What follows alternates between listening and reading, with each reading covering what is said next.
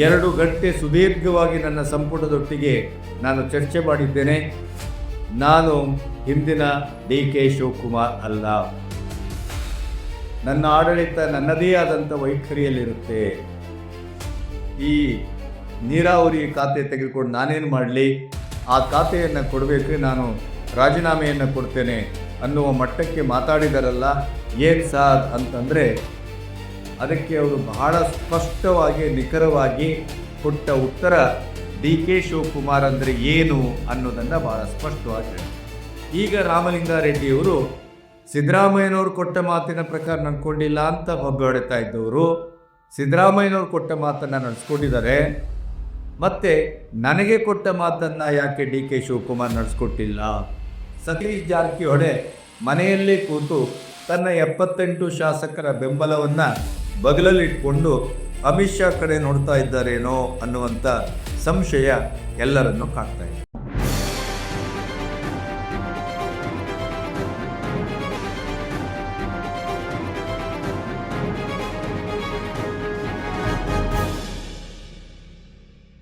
ನಮಸ್ತೆ, B Ganapati news ಚಾನಲ್ಲಿಗೆ ಸ್ವಾಗತ.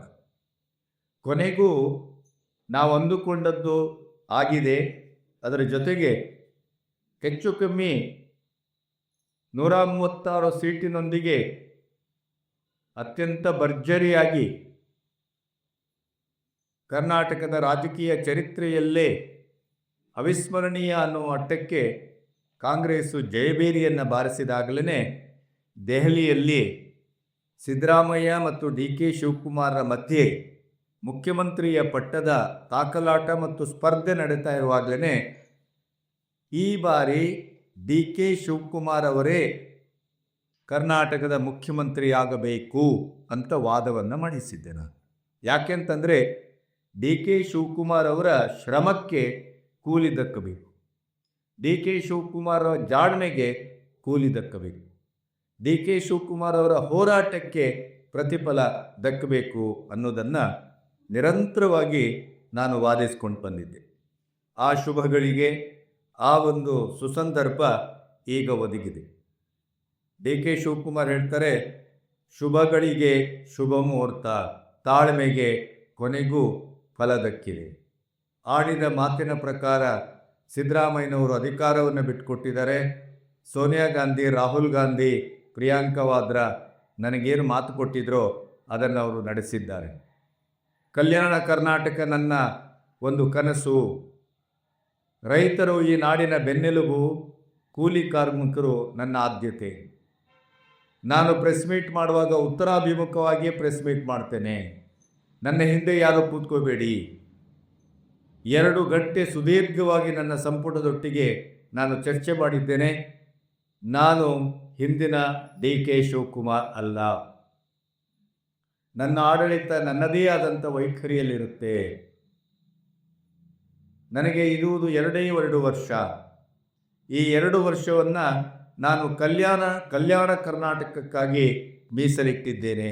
ಈ ರೀತಿಯ ಮಾತುಗಳನ್ನು ಆಡ್ತಾ ಪ್ರಥಮ ಪತ್ರಿಕಾಗೋಷ್ಠಿಯನ್ನು ಮಾಡ್ತಾ ಬಹಳಷ್ಟು ಬರೆದ್ರಿ, ಬಹಳಷ್ಟು ಮಾತಾಡಿದ್ರಿ. ಈ 1 ವರ್ಷದಲ್ಲಿ ನಿಮ್ಮದೇ ಆದಂಥ ಭಾರೀ ಸರಕುಗಳನ್ನು ನೀವು ಪ್ರಚುರಪಡಿಸಿದಿರಿ. ಕೊನೆಗೂ ನಿಮ್ಮ ನಿರೀಕ್ಷೆ ಹುಸಿಯಾಗಲಿಲ್ಲ. ಕೊನೆಗೂ ನಿಮ್ಮ ಪ್ರಶ್ನೆ ಹಾಗೆ ಉಳಿದುಕೊಳ್ಳಿಲ್ಲ. ಎಲ್ಲದಕ್ಕೂ ಉತ್ತರ ಸಿಕ್ಕಿದೆ. ಈ ರೀತಿಯ ತನ್ನ ಅಧಿಕಾರದ ಪ್ರಥಮ ಪತ್ರಿಕಾಗೋಷ್ಠಿಯನ್ನು ಬಹಳ ಸರಳವಾಗಿ, ಅರ್ಥಪೂರ್ಣವಾಗಿ, ನಿರೀಕ್ಷೆದಾಯಕವಾಗಿ ಮಾಡಿದರೂ ಕೂಡ ಒಂದು ಪ್ರಶ್ನೆಯನ್ನು ಪತ್ರಕರ್ತರು ಅನಿವಾರ್ಯವಾಗಿ ಕೇಳಬೇಕಾಯಿತು. ಸರ್, ಈಗಾಗಲೇ ಹಿರಿಯ ಸಚಿವರು ಅಸಮಾಧಾನಗೊಂಡಿದ್ದಾರೆ. ನಿಮ್ಮ ಸಂಪುಟದಲ್ಲಿ ಅಸಮಾಧಾನದ ಹೊಗೆ ಎದ್ದಿದೆ. ಮತ್ತು ಖಾತೆಯ ಅಸಮಾಧಾನ, ಅದರಲ್ಲೂ ರಾಮಲಿಂಗಾರೆಡ್ಡಿಯವರು DK ಶಿವಕುಮಾರ್ ಅಂದುಕೊಂಡ ಹಾಗೆ ಕೊಟ್ಟ ಮಾತನ್ನು ನಡೆಸ್ಕೊಂಡಿಲ್ಲ. ನನಗೆ ಖಾತೆ ಬೆಂಗಳೂರು ಅಭಿವೃದ್ಧಿ ನನ್ನ ನಿರೀಕ್ಷೆ. ಈ ನೀರಾವರಿ ಖಾತೆ ತೆಗೆದುಕೊಂಡು ನಾನೇನು ಮಾಡಲಿ, ಆ ಖಾತೆಯನ್ನು ಕೊಡಬೇಕು, ನಾನು ರಾಜೀನಾಮೆಯನ್ನು ಕೊಡ್ತೇನೆ ಅನ್ನುವ ಮಟ್ಟಕ್ಕೆ ಮಾತಾಡಿದಾರಲ್ಲ. ಏನು ಸಾರ್ ಅಂತಂದರೆ ಅದಕ್ಕೆ ಅವರು ಬಹಳ ಸ್ಪಷ್ಟವಾಗಿ ನಿಖರವಾಗಿ ಕೊಟ್ಟ ಉತ್ತರ ಡಿ ಕೆ ಶಿವಕುಮಾರ್ ಅಂದರೆ ಏನು ಅನ್ನೋದನ್ನು ಬಹಳ ಸ್ಪಷ್ಟವಾಗಿ ಹೇಳುತ್ತೆ. ಊಹಾಪೋಹಕ್ಕೆಲ್ಲ ಉತ್ತರ ಕೊಡುವ ಮುಖ್ಯಮಂತ್ರಿ ಅಲ್ಲ. ಈ ಡಿ ಕೆ ಶಿವಕುಮಾರ್ ಹಿಂದಿನಂತೆ ಇಲ್ಲ. ಯಾರೂ ನನ್ನ ಹತ್ರ ಬಂದಿಲ್ಲ, ಬಂದಾಗ ನೋಡ್ಕೊಳ್ಳೋಣ. ಹೈಕಮಾಂಡ್ ನನಗೆ ಅಧಿಕಾರವನ್ನು ಕೊಟ್ಟಿದೆ. ಹೈಕಮಾಂಡ್ ಹೇಳಿದಾಗೆ ಆಡಳಿತವನ್ನು ಮಾಡಬೇಕಾದ ಜವಾಬ್ದಾರಿ ಇದೆ ನನ್ನ ಮೇಲೆ. ಆದ್ದರಿಂದ ಈ ಎಲ್ಲ ಪುಂಡುಪೋಖರಿಗಳ ಮಾತಿಗೆ ಹೆದರುವುದಿಲ್ಲ ಅನ್ನುವ ರೀತಿಯಲ್ಲಿ ಅವರು ಮಾತಾಡಿದ್ದನ್ನು ನೋಡಿದರೆ ಡಿ ಕೆ ಶಿವಕುಮಾರ್ ಅವರ ಆಡಳಿತ ಅವರದೇ ಆದಂಥ ಒಂದು ತರಿಕದಲ್ಲಿ, ದಿಮಾಕಿನಲ್ಲಿ, ಧೀಮಂತಿಕೆಯಲ್ಲಿ ಮುಂದುವರಿಯುವ ಎಲ್ಲ ಲಕ್ಷಣಗಳು ಕಾಣ್ತಾ ಇದೆ. ಆದರೆ ಒಂದು ಅದ್ಭುತವಾದಂಥ ತುಂಬಿದ ಬಲೂನಿಗೆ ಕೊನೆಗೂ ಅದರ ನಿರ್ನಾಮ ಅಥವಾ ಅದರ ಅಸ್ತಿತ್ವವನ್ನು ಕಳ್ಕೊಳ್ಳಿಕ್ಕೆ ಒಂದು ಸೂಜಿ ಸಾಕಾಗುತ್ತೆ. ಅಂಥ ಅಸಮಾಧಾನದ ಬಗ್ಗೆ ಕೇವಲ ರೆಡ್ಡಿ ಅವರದಲ್ಲ, ಸತೀಶ್ ಜಾರಕಿಹೊಳಿ, ಜಮೀರ್ ಅಹ್ಮದ್ರಂಥವರನ್ನು ಬಹಳ ವ್ಯವಸ್ಥಿತವಾಗಿ ಆಡಿಯೋ ಬಾಂಬನ ಮೂಲಕ ಅವರನ್ನು ಹೊರಗಿಡಲಾಗಿದೆ. ಅದಕ್ಕೆ ಸತೀಶ್ ಜಾರಕಿಹೊಳಿ ಅವರು ಬಹಳ ಕಟುವಾದಂಥ ಪ್ರತಿಕ್ರಿಯೆಯನ್ನು ನೀಡಿದ್ದಾರೆ. ಹಾಗೆಯೇ ಜಾರ್ಜ್ ಇರಬಹುದು, ಪರಮೇಶ್ವರ ಉಪಮುಖ್ಯಮಂತ್ರಿಯಾಗಿ ಆಯ್ಕೆ ಆದರೂ ಕೂಡ ಅಸಮಾಧಾನದ ಹೊಗೆ ತುಂಬ ಗಂಭೀರವಾಗಿ ನಡೀತಾ ಇದೆ. ಎಂ ಬಿ ಪಾಟೀಲ್ ಎಲ್ಲರೂ ತಮಗೆ ಬೇಕಾದಂಥ ಖಾತೆಗಾಗಿಯೇ ಹೋರಾಡ್ತಾ ಇದ್ದಾರೆ. ಅದರ ಮಧ್ಯೆ KPCC ಅಧ್ಯಕ್ಷರಾದಂಥ BK ಹರಿಪ್ರಸಾದ್, DK ಶಿವಕುಮಾರ್ ಅಂಥವರಿಗೇ ಟಕ್ಕರ್ ಕೊಡುವ ಮಟ್ಟಕ್ಕೆ ಒಂದು ಪ್ರತಿಕ್ರಿಯೆಯನ್ನು ನೀಡಿದ್ದು ಈಗ ಅದು ಬಹಳ ವೈರಲ್ ಆಗ್ತಾ ಇದೆ. ಹಾಗಾಗಿ DK ಶಿವಕುಮಾರ್ ಅವರ ಸಚಿವ ಸಂಪುಟ ಮತ್ತು ಅವರ ಮುಖ್ಯಮಂತ್ರಿಗಿರಿ ಅಷ್ಟು ಅಂದುಕೊಂಡ ಹಾಗೆ ಅದು ಹೂವಿನ ಹಾಸಿಗೆ ಅಲ್ಲ ಅನ್ನೋದು ಈಗಾಗಲೇ ಅರ್ಥ ಆಗ್ತಾ ಇದೆ. ಪರಮೇಶ್ವರ್ ಅಸಮಾಧಾನ, MB ಪಾಟೀಲ್ ಅಸಮಾಧಾನ, ಮಲ್ಲಿಕಾರ್ಜುನ ಪ್ರಿಯಾಂಕ ಖರ್ಗೆ ಗೃಹ ಅಂತ ಕೂತಿದ್ದಾರೆ, ಈಶ್ವರ್ ಖಂಡ್ರೆ ಗ್ರಾಮೀಣಾಭಿವೃದ್ಧಿ ಅಂತ ಕೂತಿದ್ದಾರೆ, KJ ಜಾರ್ಜ್ ನಾನು ಕಿರಿಯ ಒಬ್ಬ ಮುಖ್ಯಮಂತ್ರಿಯ ಅಡಿಯಲ್ಲಿ ಕೆಲಸವನ್ನೇ ಮಾಡುವುದಿಲ್ಲ ಅಂತ ಕೂತಿದ್ರು. ಆದರೂ ಅವ್ರನ್ನ ಒಪ್ಪಿಸಲಾಗಿದೆ, ಇಂಧನ ಬೇಕು ಅಂತ ಕೂತಿದ್ದಾರೆ. ಹೀಗೆ ಪ್ರತಿಯೊಬ್ಬರ ಲಿಸ್ಟು ಮುಂದುವರಿತಾ ಸಾಗುತ್ತೆ. ಯತೀಂದ್ರ ನಗರಾಭಿವೃದ್ಧಿ ಅಂತಾರೆ, ಸತೀಶ್ ಜಾರಕಿಹೊಳಿ PWO ಬೇಕು ನನಗೆ ಅಂತ ಕೂತಿದ್ದಾರೆ, ಮುನಿಯಪ್ಪ ಆಹಾರ, ಹಣಕಾಸು ಅಂತೂ DK ಹತ್ರ ಇದೆ. DK ಅವರೇ ಬೆಂಗಳೂರು ನಗರಾಭಿವೃದ್ಧಿ ಖಾತೆಯನ್ನು ತನ್ನಲ್ಲಿ ಇಟ್ಕೊಳ್ತಾರೆ ಅಂತ ಆದರೆ BJA ಎಲೆಕ್ಷನ್ ಬೇರೆ ಬರ್ತಾ ಇದೆ. BJA ಎಲೆಕ್ಷನ್ ಅಂತಂದರೆ ರಾಜಕಾರಣಿಗಳಿಗೆ ಅದು ಹಬ್ಬದ ಊಟ, ಕೇಸರಿಬಾತು. ಅದನ್ನೇ ಯಾಕೆ ಅವರು ಬಿಟ್ಕೊಡ್ತಾರೆ ಅನ್ನೋ ಚರ್ಚೆಯೂ ನಡೀತಾ ಇದೆ. DK ಶಿವಕುಮಾರ್ ಅವರಿಗೆ ಒಲಿದದ್ದು CM ಪಟ್ಟ, ಕೊನೆಗೂ ಅವರಿಗೆ ಅಂದುಕೊಂಡದ್ದಾಗಿದೆ. ಆ ಮಧ್ಯೆಯೂ ಮತ್ತೆ ಅವರು ಇಂಥ ಆಸೆಯನ್ನು ಇಟ್ಕೊಳ್ಳೋದು ಒಳ್ಳೆಯದಲ್ಲ ಅನ್ನೋದನ್ನು ರಾಮಲಿಂಗಾರೆಡ್ಡಿಯಿಂದ ಹಿಡಿದು ಜಾರ್ಜ್ವರೆಗೆ ಪ್ರತಿಯೊಬ್ಬರೂ ಪರೋಕ್ಷವಾಗಿ ಅವರು CM ಪಟ್ಟಕ್ಕಷ್ಟೇ ಸೀಮಿತವಾಗಿ ನಮಗೆ ಕೊಡಬೇಕಾದ ಖಾತೆಯನ್ನು ನಮಗೆ ಕೊಡಲಿ ಅನ್ನೋ ಮಾತನ್ನು ಆಡಿದ್ದಾರೆ. ಇದರ ಮಧ್ಯೆ ಕೃಷ್ಣ ಬೈರೇಗೌಡ ಕೂಡ ಕಂದಾಯ ಇಲಾಖೆಯಲ್ಲಿ ಬಹಳಷ್ಟು ಕೆಲಸವನ್ನು ನಾನು ಮಾಡಿದ್ದೇನೆ, ಆ ಕೆಲಸ ಬಾಕಿ ಉಳಿದಿದೆ, ಆದ್ದರಿಂದ ಅದೇ ಖಾತೆ ನನಗೆ ಬೇಕು ಅನ್ನುವಂಥ ಅಸಮಾಧಾನವನ್ನು ಅಥವಾ ಸಮಾಧಾನವನ್ನು, ನಿರೀಕ್ಷೆಯನ್ನು ಹುಟ್ಟು ಹಾಕಿದ್ದಾರೆ. ಎಲ್ಲ ನೋಡ್ತಾ ಹೋದರೆ DK ಶಿವಕುಮಾರ್ ಈ ಎಲ್ಲ ಒಂದು ಅಸಮಾಧಾನದ ಹೊಗೆ ಮತ್ತು ಅಸಮಾಧಾನದ ಈ ಒಂದು ಅಬ್ಬರವನ್ನು ಕನಕಪುರದ ಬಂಡೆಯಾಗಿ ಹೇಗೆ ಅದನ್ನು ದಕ್ಕಿಸ್ಕೊಳ್ತಾರೆ, ಏರಿಸ್ತಾರೆ ಅನ್ನೋದೇ ಬಹಳ ದೊಡ್ಡ ಪ್ರಶ್ನೆ. ಆ ಎಲ್ಲ ವಿವರಗಳನ್ನು ನಿಮ್ಮೊಟ್ಟಿಗೆ ಹಂಚ್ಕೋಬೇಕು. ಇಲ್ಲಿಯವರೆಗೆ ನನ್ನ ಚಾನಲನ್ನು ಸಬ್ಸ್ಕ್ರೈಬ್ ಮಾಡದೇ ಇದ್ದರೆ ಸಬ್ಸ್ಕ್ರೈಬ್ ಮಾಡಿ, ಮತ್ತು ನನ್ನ ಸ್ವತಂತ್ರ ಪತ್ರಿಕೋದ್ಯಮಕ್ಕೆ ಆರ್ಥಿಕವಾಗಿ ಸಹಕಾರವನ್ನು ಮಾಡಿ. ಮೊದಲನೇದಾಗಿ ರಾಮಲಿಂಗಾರೆಡ್ಡಿಯವರು ಸಿದ್ದರಾಮಯ್ಯನವರ ಸರ್ಕಾರದಲ್ಲೇ ಕೊಟ್ಟ ಖಾತೆಯಲ್ಲಿ ತೀವ್ರ ಅಸಮಾಧಾನವನ್ನು ವ್ಯಕ್ತಪಡಿಸಿದರು. ಅದು ನಿಮಗೆ ಗೊತ್ತಿದೆ. ಆವಾಗ ಅವರು ಮನೆಗೆ ಹೋಗಿ ಅವರನ್ನು ಸಾಂತ್ವನ ಮಾಡಿದ್ಯಾರು? ಇದೇ DK ಶಿವಕುಮಾರ್. ಕಾಲ ಬರುತ್ತೆ, ನಮಗೂ ಕಾಲ ಬರುತ್ತೆ, ನೀವೇನೂ ಅಸಮಾಧಾನಗೊಳ್ಳಬೇಡಿ, ನನ್ನ ಅವಧಿಯಲ್ಲಿ ನಿಮ್ಮನ್ನು ಖಂಡಿತವಾಗಿಯೂ ನಿಮ್ಮ ಏನೋ ಅಪೇಕ್ಷೆ ಇದೆ ಬೆಂಗಳೂರು ಅಭಿವೃದ್ಧಿ, ಆ ಇಲಾಖೆಯನ್ನೇ ನಿಮಗೆ ಕೊಡ್ತೇನೆ ಅಂತ ಹೇಳಿದರು. ಅದು ಸುದ್ದಿಯೂ ಆಗಿತ್ತು. ಈಗ ರಾಮಲಿಂಗಾರೆಡ್ಡಿಯವರು ಸಿದ್ದರಾಮಯ್ಯನವರು ಕೊಟ್ಟ ಮಾತಿನ ಪ್ರಕಾರ ನಡ್ಕೊಂಡಿಲ್ಲ ಅಂತ ಹೊಬ್ಬೆ ಹೊಡೆತಾ ಇದ್ದವರು ಸಿದ್ದರಾಮಯ್ಯನವರು ಕೊಟ್ಟ ಮಾತನ್ನು ನಡೆಸ್ಕೊಟ್ಟಿದ್ದಾರೆ. ಮತ್ತು ನನಗೆ ಕೊಟ್ಟ ಮಾತನ್ನು ಯಾಕೆ DK ಶಿವಕುಮಾರ್ ನಡೆಸ್ಕೊಟ್ಟಿಲ್ಲ, ನನಗೆ ಯಾಕೆ ಬೆಂಗಳೂರಿನ ಅಭಿವೃದ್ಧಿ ಖಾತೆಯನ್ನು ಕೊಟ್ಟಿಲ್ಲ, ನಗರಾಭಿವೃದ್ಧಿ ಖಾತೆಯನ್ನು ಕೊಡದೇ ಇದ್ದರೆ ನನಗೆ ನಿಮ್ಮ ಯಾವ ಸಚಿವ ಪದವೂ ಬೇಕಾಗಿಲ್ಲ, ನಾನು ರಾಜೀನಾಮೆಯನ್ನು ಕೊಡ್ತೇನೆ. ಸಚಿವನಾಗಿ ಉಳಿಯಬೇಕಾದಂಥ ಒಂದು ಬೆದರಗೊಂಬೆಯ ಸ್ಥಾನದಲ್ಲಿ ನಾನಿಲ್ಲ. ನನ್ನ ಅನುಭವ ಏನು, ನನ್ನ ಹಿರಿತರ ಏನು, ಏನಂತ ಮಾಡಿದ್ದೀರಿ ನನ್ನನ್ನು, ಅದಿಲ್ಲದೆ ಇದ್ದರೆ ನಾನು ರಾಜೀನಾಮೆ ಕೊಡ್ತೇನೆ ಅನ್ನುವ ಮಟ್ಟಕ್ಕೆ ರಾಮಲಿಂಗಾರೆಡ್ಡಿಯವರು ಹೋದದ್ದು ಈಗ ಡಿ ಕೆ ಶಿವಕುಮಾರ್ ಅವರ ಸಂಪುಟಕ್ಕೆ ಮತ್ತು ಅಧಿಕಾರಕ್ಕೆ ಒದಗಿದ ಮೊದಲ ಬಿಸಿ ತುಪ್ಪ ಅಂತಲೇ ವ್ಯಾಖ್ಯಾನಿಸಲಾಗ್ತಾ ಇದೆ. ಇನ್ನು ಅದರ ಜೊತೆಗೆ ಪರಮೇಶ್ವರು ಅವ್ರಿಗೆ ಕಂದಾಯ, ಕೃಷ್ಣ ಬೈರೇಗೌಡರಿಗೆ ಕಂದಾಯ, ಈ ಕಂದಾಯ ಇಲಾಖೆ 2 ಹೆಗ್ಗಣಗಳು ಭಾಳಷ್ಟು ಗಟ್ಟಿಯಾಗಿ ತಗಾದೆ ತೆಗಿತಾ ಇವೆ. ಪ್ರಿಯಾಂಕಾ ಖರ್ಗೆ ನನಗೆ ಗೃಹ ಖಾತೆ ಬೇಕು ಅಂತ ಕೂತಿದ್ದಾರೆ. ಈಶ್ವರ್ ಖಂಡ್ರೆ ತನಗೆ ಗ್ರಾಮೀಣಾಭಿವೃದ್ಧಿ ಅಂತ ಕೂತಿದ್ದಾರೆ. ಕೆ ಜೆ ಜಾರ್ಜು ನಾನು ಜೂನಿಯರ್ ಕೆಳಗೆ ಕೆಲಸ ಮಾಡುವುದಿಲ್ಲ ಅಂತ ಹೇಳ್ತಾ ಇದ್ರು, ಅವರಿಗೆ ಮನವೊಲಿಸಲಾಗಿದೆ, ಆದರೆ ಇಂಧನ ಖಾತೆ ಬೇಕು ಅಂತ ಕೂತಿದ್ದಾರೆ. ಹೀಗೆ ಪ್ರತಿಯೊಬ್ಬರೂ ಅವರವರ ಖಾತೆಗೆ ಹೋರಾಟವನ್ನು ಮುಂದುವರಿಸಿದರೆ ಸತೀಶ್ ಜಾರಕಿಹೊಳಿ ಮನೆಯಲ್ಲೇ ಕೂತು ತನ್ನ 78 ಶಾಸಕರ ಬೆಂಬಲವನ್ನು ಬಗಲಲ್ಲಿಟ್ಕೊಂಡು ಅಮಿತ್ ಶಾ ಕಡೆ ನೋಡ್ತಾ ಇದ್ದಾರೇನೋ ಅನ್ನುವಂಥ ಸಂಶಯ ಎಲ್ಲರನ್ನೂ ಕಾಡ್ತಾ ಇದೆ. ಯಾಕೆಂತಂದ್ರೆ ಅವ್ರು ಹೇಳಿದರು, ನಾನು ಹೋಗಿದ್ದೆ ದೆಹಲಿಗೆ, ಬಿ ಕೆ ಹರಿಪ್ರಸಾದ್ ಕೂಡ ಹೋಗಿದ್ದರು. ಬಿ ಕೆ ಹರಿಪ್ರಸಾದ್ ಅವರಿಗೆ KPCC ಅಧ್ಯಕ್ಷತೆ ಒಲಿದಿದೆ, ನನಗೆ ಸಚಿವ ಪದ ಏನು ಮಾಡ್ತೀರಿ, ಅವರವರ ಹಣೆಯಲ್ಲಿ ಬರೆದದ್ದು ಅವರವ್ರು ಸಿಗತ್ತೆ. ನಾನು ಕೇಳಿದ್ದೆ, ಸಚಿವ ಪದವೂ ಬೇಕು, KPCC ಅಧ್ಯಕ್ಷತೆಯೂ ಬೇಕು. ಅದನ್ನು ಯಾರು ತಪ್ಪಿಸಿದ್ರು, ಏನು ಮಾಡಿದ್ರು, ಇವೆಲ್ಲ ನಮ್ಗೆ ಗೊತ್ತಿದೆಯಲ್ರಿ ಅನ್ನುವ ಮಾತನ್ನು ಆಡಿದರು. ಅಂದರೆ ನೇರವಾಗಿ ಡಿ ಕೆ ಶಿವಕುಮಾರ್ ಮೇಲೇ ಅವರು ವಾಗ್ದಾಳಿ ಮಾಡುವ ಬದಲು ಪರೋಕ್ಷವಾಗಿ ಅದೇ ವ್ಯಕ್ತಿಯ ಮೇಲೇ ವಾಗ್ದಾಳಿ ಮಾಡಿದ ಹಾಗೆ ಕಾಣುತ್ತೆ. ಸತೀಶ್ ಜಾರಕಿಹೊಳಿ ಬಹಳ ಪ್ರಬಲ ನಾಯಕ, ಉತ್ತರ ಕರ್ನಾಟಕದ ಬಹಳ ದೊಡ್ಡ ನಾಯಕ, ಅದರಲ್ಲೂ ಬೆಳಗಾವಿಯ ಸಾಹುಕಾರ, ಮತ್ತು ಅವರು ಮನಸ್ಸು ಮಾಡಿದರೆ ಏನನ್ನು ಬೇಕಾದರೂ ಮಾಡಬಹುದು. ಆ ಕಾರಣಕ್ಕಾಗಿಯೇ ಹೈಕಮಾಂಡ್ ಪ್ರಾಯಶಃ ಅವರಿಗೆ KPCC ಅಧ್ಯಕ್ಷತೆ ಮತ್ತು ಸಚಿವ ಪದ ಎರಡನ್ನು ಕೊಟ್ಟರೆ ಪರ್ಯಾಯ ಒಂದು ಶಕ್ತಿ ಕೇಂದ್ರವನ್ನು ನಾವೇ ಕಟ್ಟಿದಾಗತ್ತೆ. ಡಿ ಕೆ ಶಿವಕುಮಾರ್ ದುರ್ಬಲ ಆಗ್ಬೋದು, ಮತ್ತು ಅಲ್ಲೊಂದು ರಾಜಕೀಯದ ಒಡಸುಳ್ಳಿ ಹುಟ್ಕೊಳ್ಬೋದು. ಆದ್ದರಿಂದ ಅವರು ಏನೇ ಕೇಳಿ, ಎಷ್ಟೇ ಪ್ರಬಲ ನಾಯಕತ್ವವನ್ನು ಹೊಂದಿದ್ದು ಕೂಡ ಅವರನ್ನು ಈ ಹೊತ್ತಿನಲ್ಲಿ ಒಂದು ಪೆಟ್ಟನ್ನು ಹಾಕುವುದು ಮತ್ತು ಅವರು ಕೇಳಿದ್ದನ್ನು ನಾವು ಕೊಡಲಿಕ್ಕೆ ಸಾಧ್ಯ ಇಲ್ಲ ಅನ್ನುವ ಸಂದೇಶವನ್ನು ಮುಟ್ಟಿಸುವ ಮೂಲಕ ಅವರನ್ನು ಒಂದು ಶಮನ ಮಾಡಬೇಕು ಅಥವಾ ಹದ್ದುಬಸ್ತಿನಲ್ಲಿ ಇಟ್ಕೋಬೇಕು ಅನ್ನುವ ಹಾಗೆ ಏನೋ ಯೋಚನೆ ಮಾಡಿದ ಹಾಗೆ ಕಾಣುತ್ತೆ.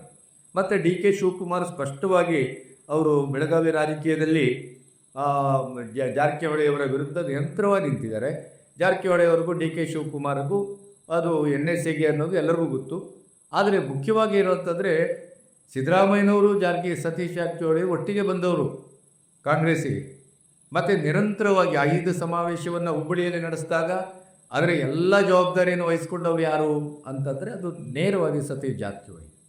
ಸಿದ್ದರಾಮಯ್ಯನವರ ಬಹಳ ದೊಡ್ಡ ಬಲಗೈಯಾಗಿ ಇದ್ದವರು. ಆದರೆ ಸಿದ್ದರಾಮಯ್ಯನವರು ಎಲ್ಲೋ ಒಂದು ಕಡೆ ಇಂದಲ್ಲ ನಾಳೆ ರಾಜೀನಾಮೆ ಕೊಡಲೇಬೇಕಾಗತ್ತೆ ಮತ್ತು ಕೊಟ್ಟ ಮಾತಿನ ಪ್ರಕಾರ ಅವರು ಡಿ ಕೆ ಶಿವಕುಮಾರ್ ಅವರಿಗೆ ಅಧಿಕಾರ ಹಸ್ತಾಂತರ ಮಾಡಲೇಬೇಕಾಗತ್ತೆ ಅನ್ನುವಂಥ ಸೂಕ್ಷ್ಮವನ್ನು ಅರಿತಂಥ ಸತೀಶ್ ಜಾರಕಿಹೊಳಿ ನಿಧಾನವಾಗಿ 2-3 ತಿಂಗಳಿಂದ ಸಿದ್ದರಾಮಯ್ಯನವರಿಂದ ದೂರ ಆಗ್ತಾ ಇತ್ತು ಅನ್ನುವ ಮಾತು ಕೇಳಿಬರ್ತಾ ಇತ್ತು. ಸಿದ್ದರಾಮಯ್ಯನವರ ನಿರ್ಗಮನದಲ್ಲಿ ಅದು ಸ್ಪಷ್ಟ ಆಗಿದೆ.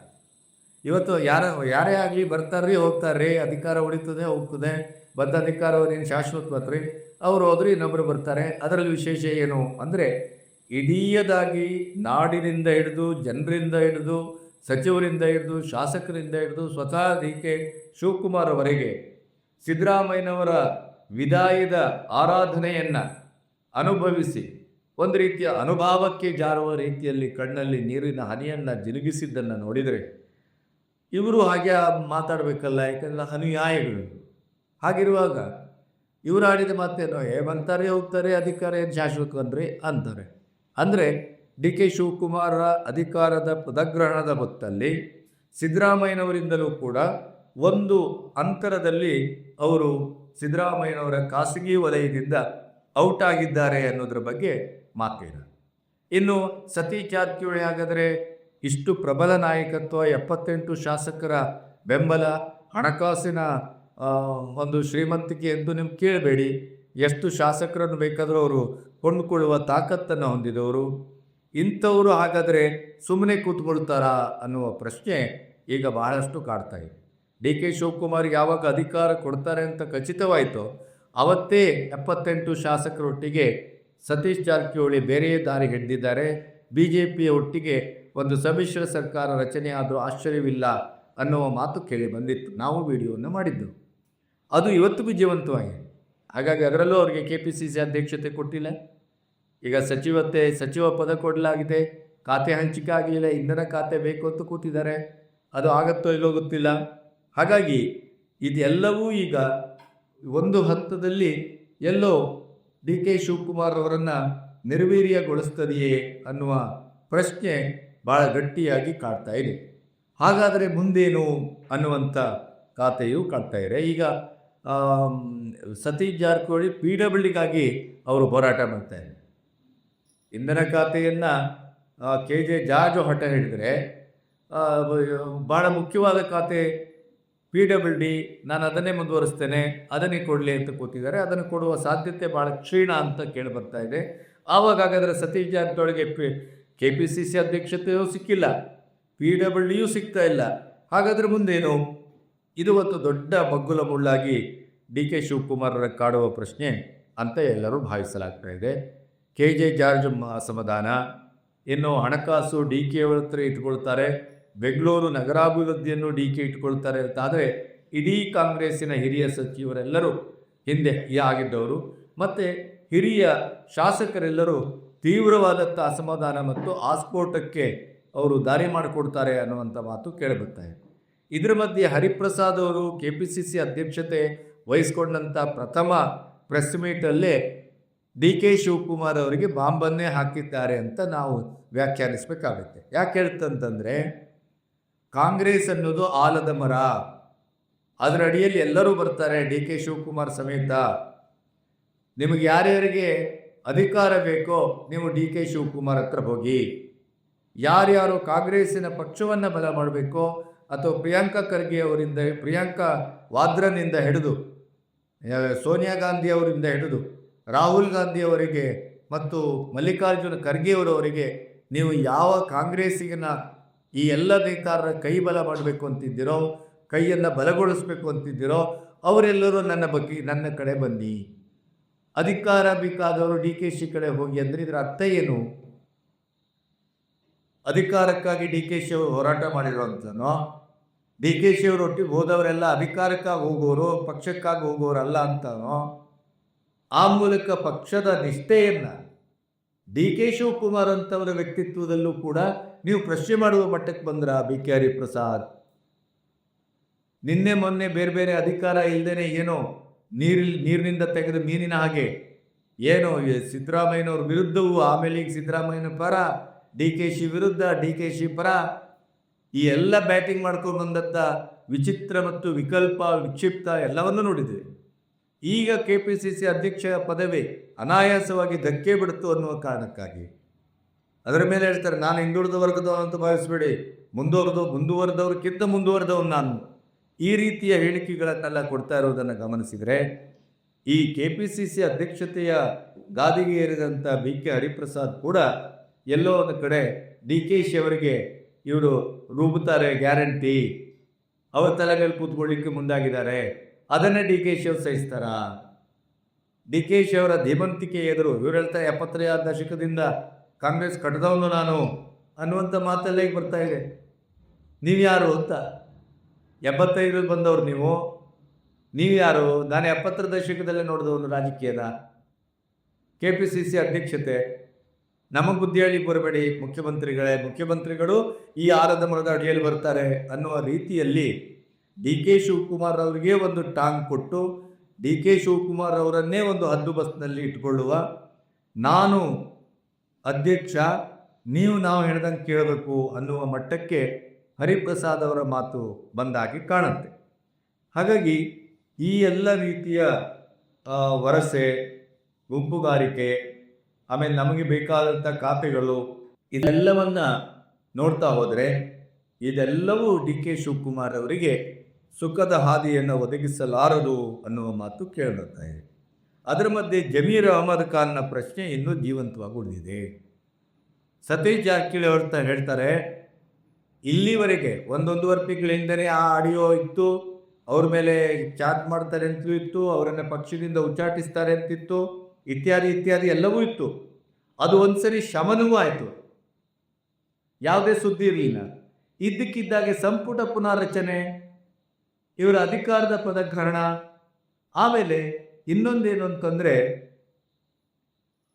ಈ ಹೊತ್ತಿನಲ್ಲಿ ಉಪಮುಖ್ಯಮಂತ್ರಿ ಆಗ್ತಾರೆ ಜಮೀರ್ ಅಹಮದು ಇತ್ಯಾದಿ ಅಂತ ಹೇಳ್ತಾ ಇರುವಂಥ ಈ ಹೊತ್ತಲ್ಲಿ ಅಲ್ಲಿ ಯಾಕೆ ಬಂತು ಈ ಆಡಿಯೋ, ಯಾಕೆ ಬಂತು ಈ ಆಡಿಯೋ ಬಾಂಬು, ಇದರ ಸಮಯ ಸಾಧ್ಯತೆ ಏನು, ಈ ಹೊತ್ತಲ್ಲೇ ಅದು ಬಿಡುಗಡೆ ಆದದ್ದು ಯಾಕೆ, ಇವೆಲ್ಲವನ್ನು ನಾವು ಪ್ರಶ್ನೆ ಮಾಡಬೇಕಾಗಿದೆ. ಮತ್ತು ಜಮೀರ್ ಅಹಮದ್ ಪುಟಗೋಸಿ ನಾಯಕರಲ್ಲ, ಜಮೀರ್ ಅಹಮದ್ ಅಲ್ಪಸಂಖ್ಯಾತ ಸಮುದಾಯದ ಪ್ರಶ್ನಾತೀತ ನಾಯಕ. ಅವರ ಬಲ ಬಹಳ ಗಟ್ಟಿಯಾಗಿದೆ.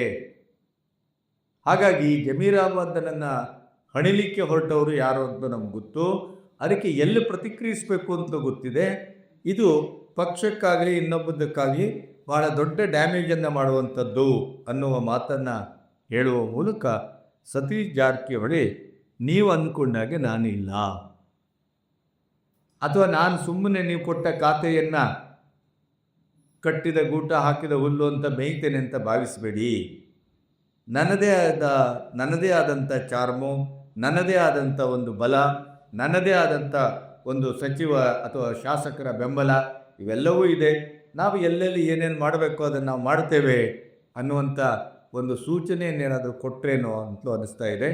ಒಂದಂತೂ ಸತ್ಯ, ಡಿ ಕೆ ಶಿವಕುಮಾರ್ ತಾನು ಬಂಡೆ, ತಾನು ಈಗ CM ಆಗಿದ್ದೇನೆ, ನನ್ನ ಅಧಿಕಾರದಲ್ಲಿ ನಿಮ್ಮ ಯಾವ ಆಟಾಟೋಪು ನಡೀಲಾರದು, ಎಲ್ಲರಿಗೂ ನಾನು ಸರಿಯಾದ ಶಿಸ್ತಿನ ಪಾಠ ಮಾಡಿದ್ದೇನೆ, ಕೇವಲ 2 ವರ್ಷ ಇರುವಂಥದ್ದು, ಕಲ್ಯಾಣ ಕರ್ನಾಟಕ ನನ್ನ ಉದ್ದೇಶ, ಅದರಿಂದ ಎಲ್ಲರೂ ಸರಿಯಾದ ಕೆಲಸ ಮಾಡಬೇಕು, ರೈತರನ್ನು ನಾವು ಬಲಗೊಳಿಸಬೇಕು, ಅವರ ಬದುಕನ್ನು ಹಸರುಗೊಳಿಸಬೇಕು, ಎಲ್ಲವನ್ನು ನಾನು ಏನೇನು ಅಂದ್ಕೊಂಡಿದ್ದೇನೋ ಅವೆಲ್ಲವನ್ನು ಮಾಡುವ ತರಾತುರಿಯಲ್ಲಿದ್ದೇನೆ. ಆದ್ದರಿಂದ ನಾನು ಯಾವುದೇ ರೀತಿಯಲ್ಲೂ ವಿಶ್ರಮಿಸುವುದಿಲ್ಲ ಅನ್ನುವ ಮಾತನ್ನು ಅವರು ಹೇಳಿದ್ದಾರೆ. ಇಡೀ ರಾಜ್ಯ ಪ್ರವಾಸ ಮಾಡ್ತೇನೆ, ಮನೆ ಮನೆಗೆ ಭೇಟಿ ಕೊಡ್ತೇನೆ, ಪ್ರತಿಯೊಬ್ಬರ ಸಮಸ್ಯೆಗೂ ಸ್ಪಂದಿಸ್ತೇನೆ ಅನ್ನುವಂಥ ಮಾತನ್ನು ಅವರು ಹೇಳಿದ್ದನ್ನು ನೋಡಿದರೆ ಡಿ ಕೆ ಶಿವಕುಮಾರ್ ಅವರಿಗೆ ಬಹಳ ಉತ್ಸಾಹ ಇದೆ. ಆದರೆ ಆ ಉತ್ಸಾಹಕ್ಕೆ ಅವರ ಸಹೋದ್ಯೋಗಿಗಳು, ಹಿರಿಯ ಸಚಿವ ಸಂಪುಟದ ಹಿರಿಯ ಸದಸ್ಯರು ಮತ್ತು ಆಕಾಂಕ್ಷಿ ಏನು 2ನೇ ಹಂತದಲ್ಲಿ ನಮಗೆ ಸಚಿವ ಪದ ಸಿಗಬಹುದು ಅನ್ನುವಂಥ ಆಕಾಂಕ್ಷಿಗಳ ಒಳ ರಾಜಕೀಯ, ಆಮೇಲೆ ಸಿದ್ದರಾಮಯ್ಯನವರು ಈಗ ಕೇಂದ್ರದಲ್ಲಿ ಹೇಳಿದ್ದನ್ನು ಒಪ್ಪಿಕೊಂಡಿಲ್ಲ, ರಾಜ್ಯಸಭೆಗೂ ಹೋಗ್ಲಿಕ್ಕೆ ಒಪ್ತಾ ಇಲ್ಲ, ಕೇಂದ್ರ ರಾಜಕಾರಣಿಕಂತೂ ನನ್ನ ಆಸಕ್ತಿಯ ಕ್ಷೇತ್ರವೇ ಅಲ್ಲ ಅನ್ನುವ ಮಾತನ್ನಾಡಿ ಅವರು ಕೂಡ ಇನ್ನೂ ಕಾಲೇರಿಯಲ್ಲೇ ಕೂತಿದ್ದಾರೆ. ಹಾಗಾದರೆ ಅಸಮಾಧಾನ ಶಾಸಕರ, ಅಸಮಾಧಾನ ಸಚಿವರ ಈ ಅತೃಪ್ತ ಆತ್ಮಗಳ ಒಂದು ಅಖಾಡ ಸಿದ್ದರಾಮಯ್ಯನವರ ಕಾವೇರಿ ಭವನ ಆಗಬಹುದೇ, ಅಥವಾ ಸಿದ್ದರಾಮಯ್ಯನವರ ನೇತೃತ್ವ ಆ ಅಸಮಾಧಾನಿತರ ಪರವಾಗಿ ದಕ್ಕಬಹುದೇ, ಆ ಮೂಲಕ ಡಿ ಕೆ ಶಿಯವರಿಗೆ ಏನಾದರೂ ಮರ್ಮಾಘಾತ ಕಾದಿದೆಯೇ, ಈ ಎಲ್ಲ ಪ್ರಶ್ನೆಗಳು ಕಾದು ಕೂತಿದ್ದಾವೆ. ಅದೆಲ್ಲದಕ್ಕೂ ಅದರದೇ ಆದಂಥ ನೆಲೆಗಳು ದಕ್ಕುತ್ತಾ ಇದೆ. ಆದರೆ ಡಿ ಕೆ ಶಿವಕುಮಾರ್ ಎದುರು ಇರುವಂಥ ಒಂದೇ ಒಂದು ಸವಾಲು, 6-7 ತಿಂಗಳಿಂದ ಕೊಟ್ಟ ಮಾತಿನ ಪ್ರಕಾರ ನಡ್ಕೊಳ್ಬೇಕು, ತಾಳ್ಮೆಗೂ ಒಂದು ಮಿತಿ ಇದೆ, ಇತ್ಯಾದಿ ಇತ್ಯಾದಿ. ಪ್ರಯತ್ನ ಒಮ್ಮೆ ಫೇಲ್ ಆಗ್ಬೋದು, ಪ್ರಾರ್ಥನೆ ಫೇಲ್ ಆಗೋದಿಲ್ಲ. ಈ ಎಲ್ಲ ಮಾತುಗಳಿಗೂ ಅವರು ಉತ್ತರ ರೂಪದಲ್ಲಿ ಇವತ್ತು ಮುಖ್ಯಮಂತ್ರಿ ಸ್ಥಾನದಲ್ಲಿ ಕೂತಿದ್ದಾರೆ. ಅಜ್ಜಯ್ಯನ ಗದ್ದುಗೆಯ ಆಶೀರ್ವಾದ ಇದೆ, ಮತ್ತು ಗ್ರಹಬಲ ಇದೆ, ಗ್ರಹಗತಿ ಇದೆ. ಜ್ಯೋತಿಷಿಗಳು 8 ವರ್ಷ ಇವರು ಡಿ ಕೆ ಶಿವಕುಮಾರ್ ಅವರು ಆಳ್ವಿಕೆ ಮಾಡ್ತಾರೆ ಅಂತ ಒಂದು ರೀತಿಯಲ್ಲಿ ಸಿದ್ದರಾಮಯ್ಯನವರ 8 ವರ್ಷಕ್ಕೆ ಟಕ್ಕರ್ ಕೊಡುವ ಹಾಗೆ ವಿಡಿಯೋಗಳನ್ನು ಮಾಡ್ತಾ ಇದ್ದಾರೆ. ಆದರೆ ಇಲ್ಲಿ 8 ವರ್ಷ ಬಿಡಿ, 8 ತಿಂಗಳವೇ ಮುನ್ನಡೆಯುತ್ತದೆಯೋ ಇಲ್ಲವೋ ಅನ್ನುವಂಥ ಒಂದು ಬೃಹತ್ ಪ್ರಶ್ನೆ ಎಲ್ಲರ ಮನಸ್ಸಲ್ಲೂ ಹುಟ್ಕೊಂಡಿದೆ. ಆದರೂ ಕೂಡ ಒಬ್ಬ ಧೀಮಂತ, ಧೈರ್ಯವಂತ, ಅಂದುಕೊಂಡದ್ದನ್ನು ತಾನು ಸಾಧಿಸಿಯೇ ಸಿದ್ಧ ಅನ್ನುವಂಥ ಒಂದು ಹಠವಾದಿ. ಹಾಗಾಗಿ ಡಿ ಕೆ ಶಿವಕುಮಾರ್ ಇದೆಲ್ಲವನ್ನು ಎದುರಿಸಿ ನಿಂತಾರು ಅಂತಾದರೆ ಅದು ಹೇಗೆ ಅನ್ನುವ ಪ್ರಶ್ನೆ ಎಲ್ಲರನ್ನೂ ಕಾಡ್ತಾ ಇದೆ. ಅವರು ಅದನ್ನು ಎದುರಿಸಲಿ, ಈ ನಾಡಿಗೆ ಒಂದು ಹೊಸ ಕನಸನ್ನು ಅವರು ಮೂಡಿಸಲಿ ಮತ್ತು ಡಿ ಕೆ ಶಿವಕುಮಾರ್ ಅಂತವರು ಮುಖ್ಯಮಂತ್ರಿ ಆದರೆ ಕರ್ನಾಟಕದ ಅಭಿವೃದ್ಧಿ ಈ ರೀತಿಯೂ ಸಾಧ್ಯವೇ ಅನ್ನುವ ಒಂದು ಅಚ್ಚರಿಯನ್ನು, ವಿಸ್ಮಯವನ್ನು, ನಿಬ್ಬೆರಗನ್ನು ಅದು ಈ ನಾಡಿನ ಜನತೆಗೆ ನೀಡಿ. ಯಾಕೆಂದರೆ ಈ 3 ವರ್ಷದ ಆಡಳಿಕೆ ಏನಿತ್ತು ಸಿದ್ದರಾಮಯ್ಯನವ್ರದ್ದು, ಅದು ಅತ್ಯಂತ ಕರಾಳವಾದಂಥ ಯುಗ ಕರ್ನಾಟಕದ ಮಟ್ಟಿಗೆ. ಆರ್ಥಿಕವಾಗಿ, ಸಾಮಾಜಿಕವಾಗಿ, ಸಾಂಸ್ಕೃತಿಕವಾಗಿ ಮತ್ತು ಈ ಇಡೀ ಸಮಾಜವನ್ನು ಜಾತಿ, ಧರ್ಮ, ಮತದ ಹೆಸರಿನಲ್ಲಿ ಅವರು ಒಡೆದು ಅದನ್ನು ಚಿಂದಿ ಚಿತ್ರಾನ್ನ ಮಾಡಾಕಿದ್ದಾರೆ. ಸಿದ್ದರಾಮಯ್ಯನವರು ಮಾಡಿದ್ದು ಒಡಕು ಕರ್ನಾಟಕ ಹೊರತು ಅದು ಒಳ್ಳೆಯ ಕರ್ನಾಟಕವೂ ಅಲ್ಲ, ಸಮೃದ್ಧ ಕರ್ನಾಟಕವೂ ಅಲ್ಲ. ಆರ್ಥಿಕವಾಗಿ, ಸಾಮಾಜಿಕವಾಗಿ ಅತ್ಯಂತ ಒಂದು ದರಿದ್ರ ಸ್ಥಿತಿಯನ್ನು ಕಂಡಂಥ ಕರ್ನಾಟಕ ಏನಾರದ್ದೇ ಅದು ಸಿದ್ದರಾಮಯ್ಯನವರ ಈ 3 ವರ್ಷದ ಆಳ್ವಿಕೆ ಅನ್ನೋದ್ರ ಬಗ್ಗೆ ಮಾತಿಲ್ಲ. ಹಾಗಾಗಿ ಆ ಎಲ್ಲ ಒಂದು ಆಪತ್ತನ್ನು, ಅಸಂಬದ್ಧವನ್ನು, ಅನಾರೋಗ್ಯ ಕರ್ನಾಟಕವನ್ನು ಆರೋಗ್ಯಪೂರ್ಣ ಕರ್ನಾಟಕ, ಸಮೃದ್ಧ ಕರ್ನಾಟಕ ಅಂತ ಮಾಡಿ ಚೆಲುವ ಕನ್ನಡ ನಾಡು ಉದಯವಾಗಬೇಕು. ಅದು ಬಹುಶಃ ಡಿ ಕೆ ಶಿವಕುಮಾರಿಂದ ಆಗಲಿ ಅಂತ ಆಶಿಸ್ತಾನೆ. ಸವಾಲುಗಳು ಮಾತ್ರ ಬೆಟ್ಟದಷ್ಟಿದೆ, ಆಕಾಶದಷ್ಟಿದೆ, ಮುಳ್ಳಿನ ಹಾಸಿಗೆ. ನೋಡು ಏನ. ನಮಸ್ತೆ.